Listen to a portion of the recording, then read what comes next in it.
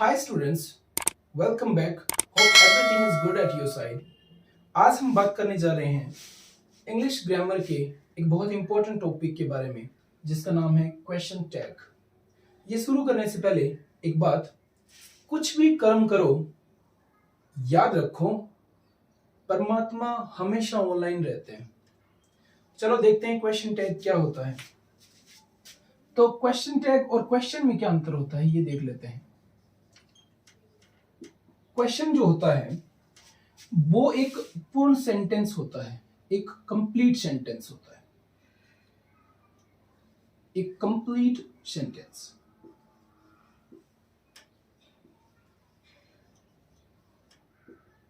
और question tag जो होता है, क्वेश्चन टैग ये किसी वाक्य के अंत में जुड़ता है, अंत में जुड़ता है। ठीक है। क्वेश्चन जो है ये फॉर्मल होता है और टैग जो है वो इनफॉर्मल होता है। क्वेश्चन में एक पूर्णतया क्वेश्चन पूछा जाता है, जो हमें नहीं पता है उसके बारे में हम पूछ सकते हैं, तो वो क्वेश्चन होता है। लेकिन क्वेश्चन टैग में, क्वेश्चन टैग जो है इसमें कोई डाउट रहता है जिसकी कंफर्मेशन हम चाहते हैं, हम श्योरिटी चाहते हैं उसमें कि ये बात है कि नहीं। हिंदी में क्वेश्चन टैग जो है, हिंदी में देखें तो जैसे मान लो एक सेंटेंस है, Ram is a good boy, तो इसका क्वेश्चन टैग होगा इजंट ही। राम एक अच्छा लड़का है ना। तो ये जो है ना शब्द होता है हिंदी में, उसके लिए क्वेश्चन टैग होता है। जैसे you are a student, aren't you, तुम एक विद्यार्थी हो, है ना। तो ये क्वेश्चन टैग होता है। अब जानते हैं इसके रूल्स। सबसे पहले हमें ध्यान में रखना है हेल्पिंग वर्ब या ऑक्सिलरी वर्ब का।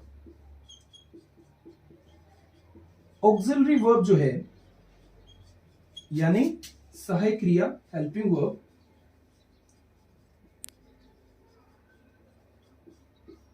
इसका मुख्य रोल रहता है। ऑक्सिलरी वर्ब हमें किसी भी सेंटेंस में पता करनी है कि इसमें ऑक्सिलरी वर्ब कौन सी। दूसरी चीज, हमें सब्जेक्ट के बारे में पता होना चाहिए।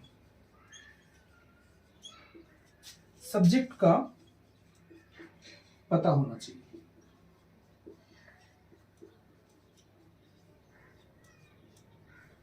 सब्जेक्ट का पता होना चाहिए। तो ऑक्सिलरी वर्ब और सब्जेक्ट, इन दो से हम क्वेश्चन टैग बनाते हैं। अब देखते हैं इसके rules.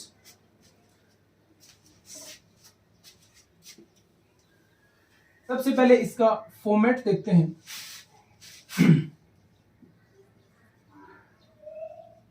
Format of question tag. तो इसका फॉर्मेट होगा, जैसे आपको अगर मान लो सेंटेंस दे रखा है अफर्मेटिव, यानी सकारात्मक सेंटेंस दे रखा है, तो इसके बाद आप जो है कोमा लगाकर ऑक्सिलरी वर्ब, उसके बाद यहां पे अफर्मेटिव है तो नॉट, और उसके बाद सब्जेक्ट, ये स्ट्रक्चर होता है। और अगर नेगेटिव सेंटेंस दे रखा है, नेगेटिव सेंटेंस है, तो इसमें हम क्या करेंगे, ऑक्सिलरी वर्ब, इसके बाद सब्जेक्ट, यानी दोनों में से किसी एक और हमें नेगेटिव रखना है। ठीक है। अगर अफर्मेटिव है तो इधर नेगेटिव आ जाएगा, इधर नेगेटिव है तो इधर अफर्मेटिव आ जाएगा। जैसे एक सेंटेंस देखते हैं, यू आर ए स्टूडेंट। तो इसमें ये अफर्मेटिव सेंटेंस है, तो हम क्या करेंगे, ऑक्सिलरी वर्ब। तो इसमें ऑक्सिलरी वर्ब क्या है, आर, तो हम आर लिखेंगे। अब इसमें नोट नहीं है तो हम नोट शामिल करेंगे और इसमें शॉर्ट फॉर्म में लिखेंगे, आरंट यू, ये बन जाएगा। अब अगर मान लो इसमें नोट लगा है, जैसे you are not a student, तो इसका बनेगा, क्या बनेगा, हेल्पिंग वर्ब या ऑक्सिलरी वर्ब आर यू। इसमें नोट है तो इसमें नोट नहीं आएगा।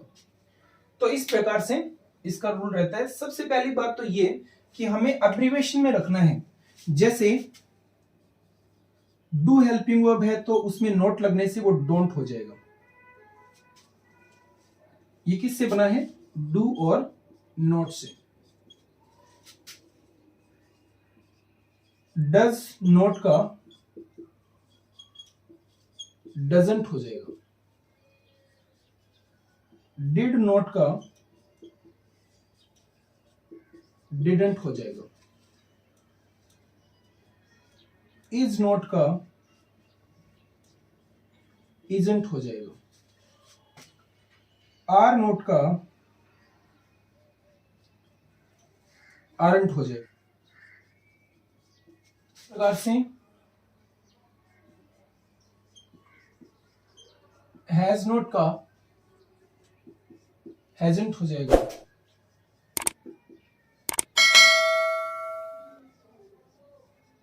नीडेंट हो जाएगा।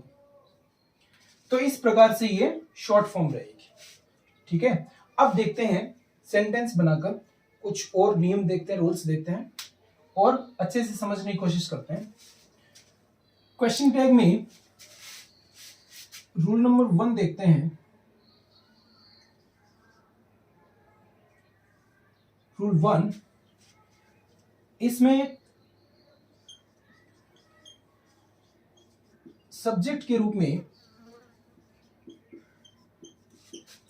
रूप में प्रोनाउन और देयर का यूज होगा।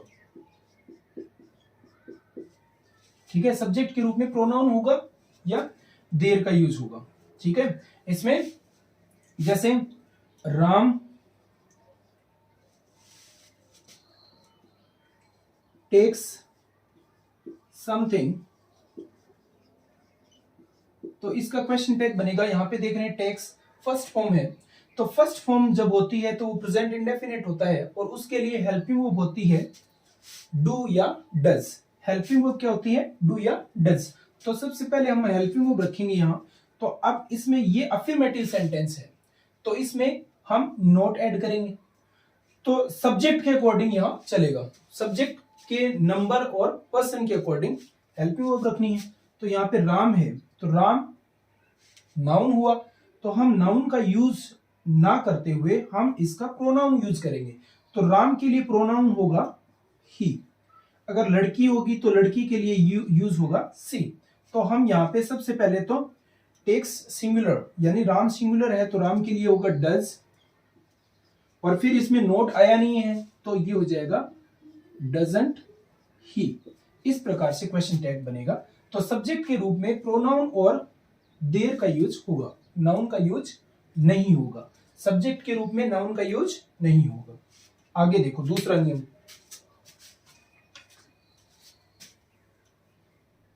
रूल नंबर 2,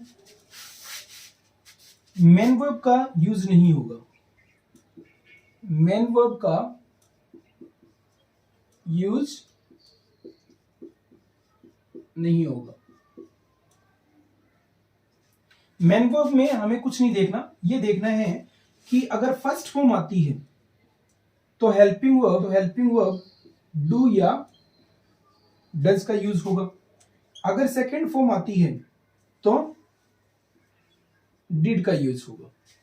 ठीक है, ये देख लेना, किसी सेंटेंस में अगर फर्स्ट फॉर्म है तो डू या डज, सेकंड फॉर्म है तो डिड का यूज होगा, और हमें दे रखी होगी हेल्पिंग वर्ब। तो जैसे राम गेट्स एन आइडिया, तो इसका देखो गेट्स यानी फर्स्ट फॉर्म है, तो फर्स्ट फॉर्म में डू या डज का यूज होगा। तो डू या डज यहां देखेंगे सिंगुलर सब्जेक्ट है तो इसके साथ आएगा डज, तो डज, और ये अफर्मेटिव सेंटेंस है तो इसमें नोट लग जाएगा, डजंट राम के लिए होगा ही, ये हो जाएगा Ram gets an idea doesn't he. अब देखो सेकंड फॉर्म का, जैसे सीता गॉट ए प्राइज, तो इसमें गॉट सेकंड फॉर्म है तो सेकंड फॉर्म के लिए होगा डिड, और सीता नाउन है तो इसका प्रोनाउन होगा सी, तो ये हो जाएगा डिडंट सी, इस प्रकार से। अब देखते हैं थर्ड रूल। अगर सेंटेंस में किसी नेगेटिव वर्ड्स का यूज है तो हम उसमें अफर्मेटिव बनाएंगे, उसमें नॉट नहीं लगाएंगे। जैसे neither, nor, no, not, no one, nobody, few, little, no, none, never। ठीक है, तो ये अगर शब्द होते हैं तो ये सब क्या है, नेगेटिव दर्शाते हैं, यानी ये खुद अपने आप में नेगेटिव हैं। तो इन शब्दों का अगर यूज होता है तो हम जो है नोट का यूज नहीं करेंगे। जब क्वेश्चन टैग बनाएंगे तो उसमें जैसे एक सेंटेंस देते हैं, जैसे ही नेवर डज रॉन्ग, जैसे ही नेवर डज रॉन्ग, तो इसमें हम देखते हैं नेवर का यूज हुआ है तो नॉट शामिल हो गया, तो हम क्या करेंगे यहां पे सिर्फ हेल्पिंग वर्ब और ही आया है तो डज ही, ये बन जाएगा इसका।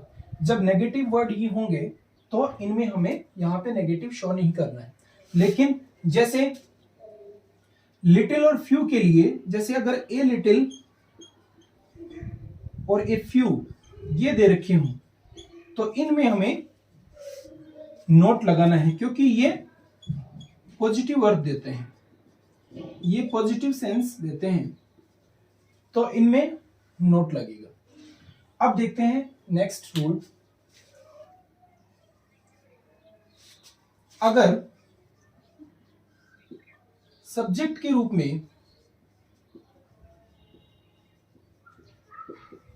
में ये शब्द आए, ये शब्द आते हैं तो हम सब्जेक्ट के रूप में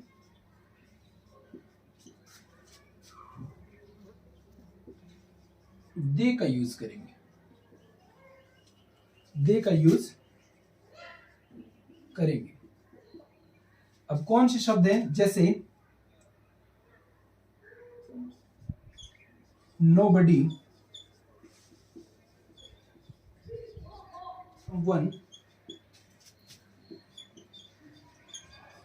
everybody, everyone। तो ये अगर सब्जेक्ट के रूप में आते हैं तो हम क्या करेंगे, दे का यूज करेंगे। जैसे एक सेंटेंस देखते हैं, जैसे nobody is perfect, nobody is perfect। तो तो यहाँ पे नोबडी, नो भी आया है और नोबडी जो है सब्जेक्ट के रूप में आया है, तो हम दे का यूज करेंगे। और जैसे कि दे के साथ आर आता है तो हम लिखेंगे आर दे। ये हो जाएगा आर दे। जैसे somebody is doing something, तो इसका बनेगा इज आया है लेकिन यहां पे होगा आर, तो आरंट दे। ये हो जाएगा आरंट दे, इस प्रकार से। अब देखते हैं नेक्स्ट रूल। रूल 5 देखते हैं। अगर सब्जेक्ट के रूप में एवरीथिंग, नथिंग, समथिंग या एनीथिंग आए तो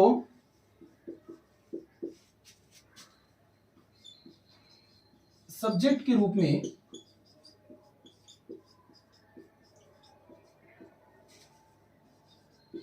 इट का यूज करेंगे। ठीक है, इट का यूज करेंगे। जैसे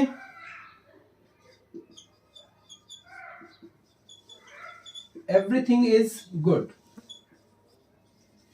तो इसका क्या बन जाएगा? Isn't it? ठीक है, इसमें नेगेटिव नहीं था तो यहां पे हमने नोट लगा दिया। तो इस प्रकार से देखते हैं।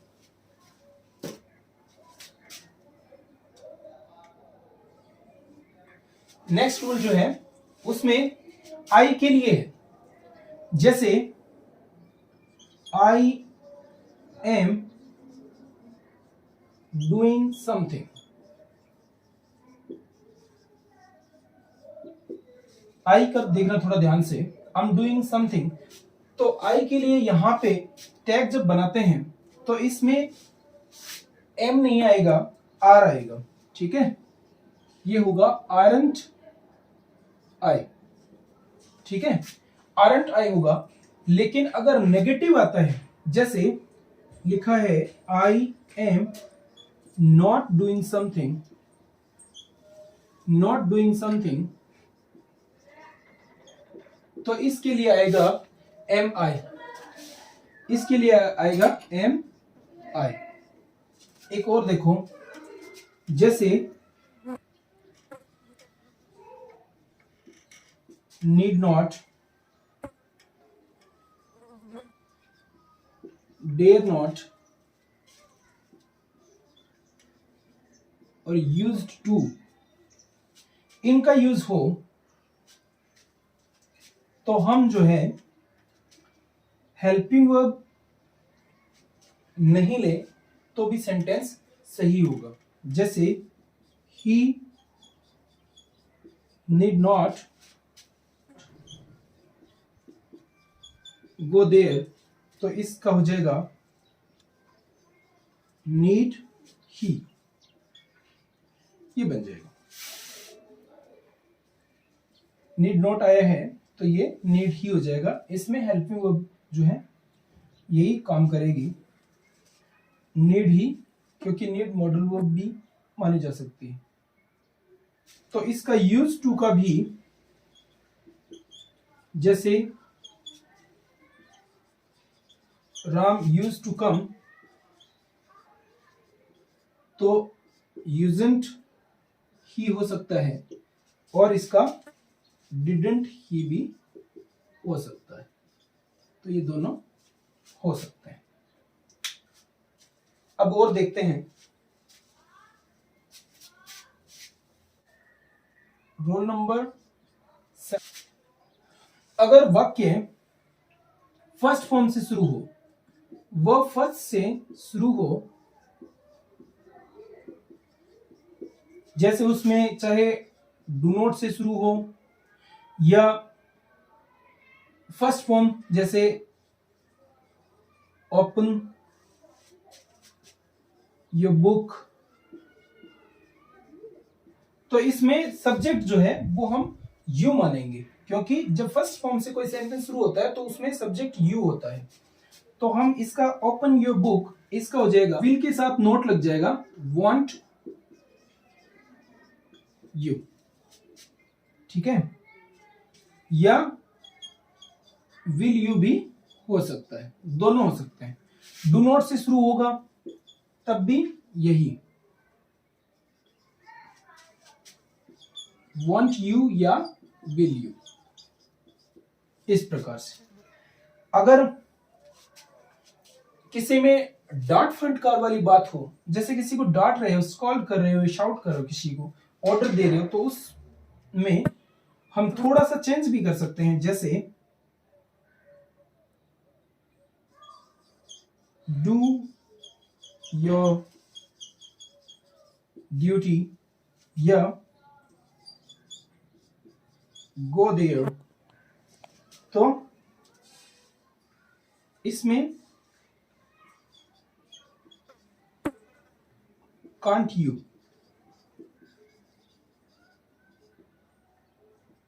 कांट यू का यूज कर सकते हैं।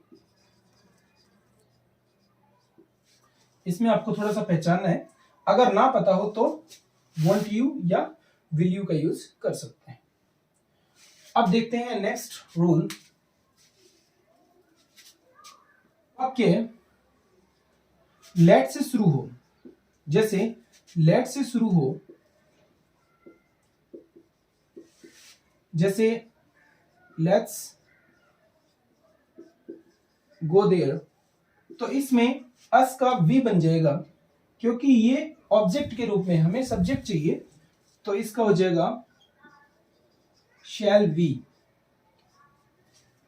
Let's go there shall we हो जाएगा इसका, क्योंकि आई और वी के साथ शैल आता है।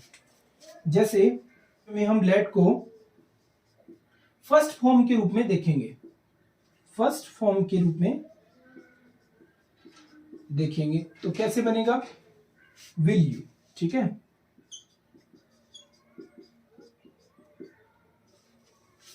जैसे सिर्फ लेट्स अस का देखना है कि यहां पे शैल भी हो जाएगा। अगर इसके अलावा, अस के अलावा कुछ और आता है, जैसे लेट देम या लेट हिम या लेट मी, तो इनके लिए सेंटेंस होगा विल यू, ठीक है। तो ये हो गया 8th रूल। अब देखते हैं नेक्स्ट।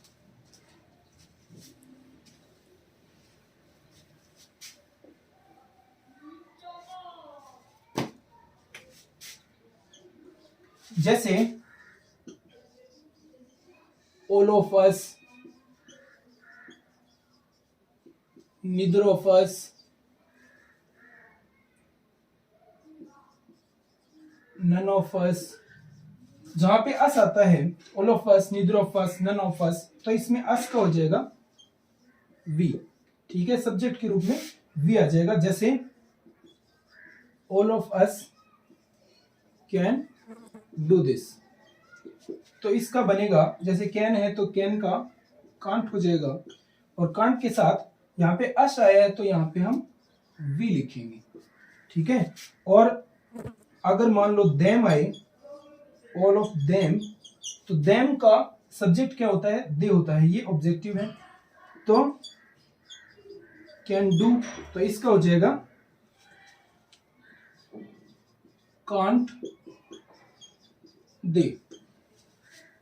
तो इस प्रकार से क्वेश्चन टैग में ये सारे रूल्स हैं, और ये अच्छे से आप अगर समझ जाओगे तो क्वेश्चन टैग में आपका 1 मार्क भी नहीं कटेगा, और आगे भविष्य में भी ये काम आएगा। अगर कोई कॉम्पिटिटिव एग्जाम्स में ये शामिल रहता है तो भी आपके लिए बेनिफिशियल हो सकता है।